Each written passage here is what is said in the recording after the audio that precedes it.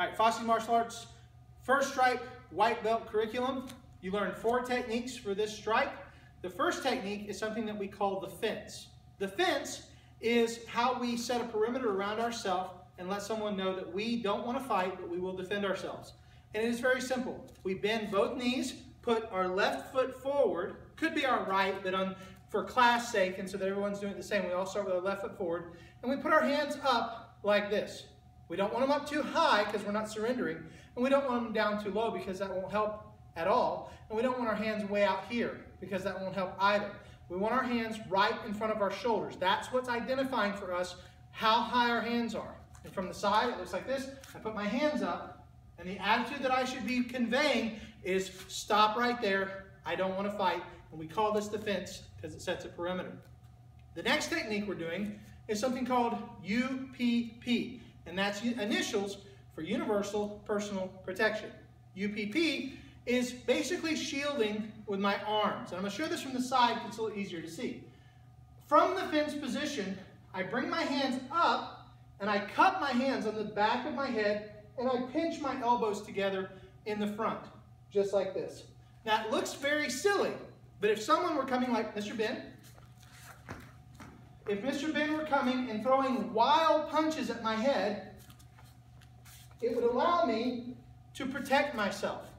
Basically, I'm putting on what we jokingly call, we're like putting on a meat helmet. My arms become a helmet around my head, and I'm pinching my elbows together in the front. From here, if he throws a hook punch, I might be able to grab him and defend myself, but we're not getting into that yet. For the first stripe, it's just a matter of learning, I don't want to fight, and then to defend myself by simply putting up a shield if I need to. All right, thank you, Mr. Ben. The next thing on the first stripe test is you have to learn 2 punches. The punches are a lunge punch and a reverse punch. A lunge punch means, and again I'm going to show this from the side, that I'm stepping as I punch. So I'm going to start out with my hands up. My rear hand is over my rear leg, my front hand is over my front leg.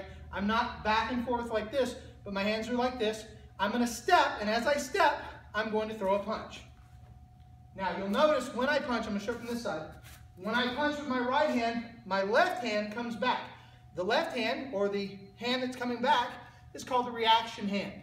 This hand is the striking hand, this is my reaction hand, they should move together. If I step, just like that, and I'll show it from this side. My hands are here, 1, 2, and I'm lunging, why it's called a lunge punch. Just like that. Finally, is a reverse punch. A reverse punch means that instead of the same hand and same foot punching, I'm going to cross my body and I'm going to punch with the rear hand or the reverse hand. So my hands are up, I'm going to turn my hip and turn and punch. Now, the way that we do this for class and for testing is we don't move, we stay stationary.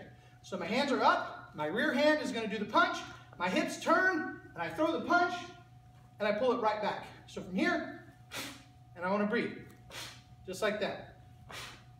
Now on the other side, my hands are up, my rear hand does the punch, just like that. So the difference between a lunge punch and a reverse punch again.